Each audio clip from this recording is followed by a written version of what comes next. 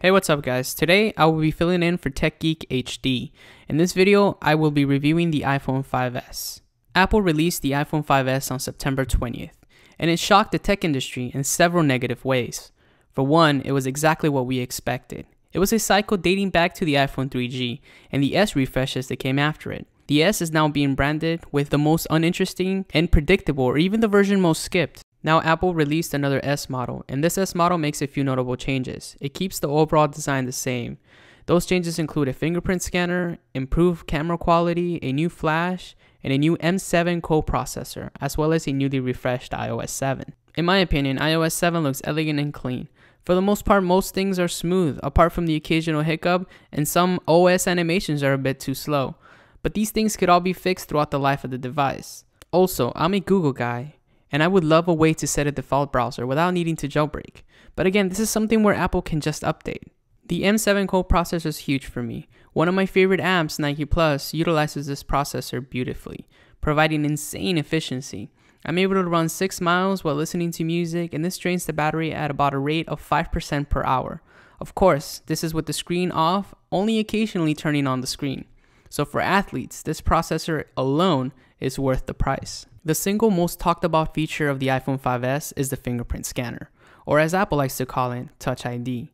You can program up to 5 fingerprints, and it's important to note that once you do, the device will lock immediately, asking you to continuously use Touch ID to unlock. There's no option to increase the lock time. I don't know about you guys, but I like having my device not ask me for the passcode for 5 minutes.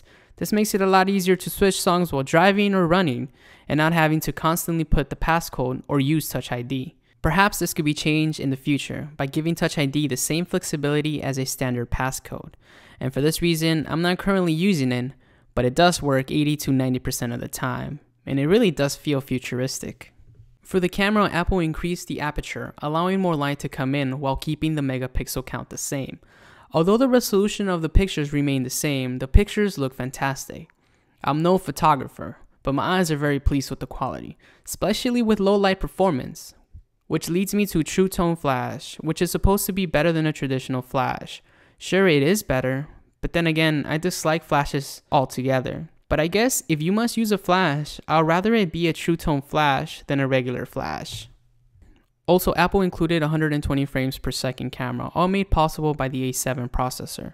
It works beautifully, but it only records in 720p. If anything, I would rather have a full 1080p at 60 frames per second.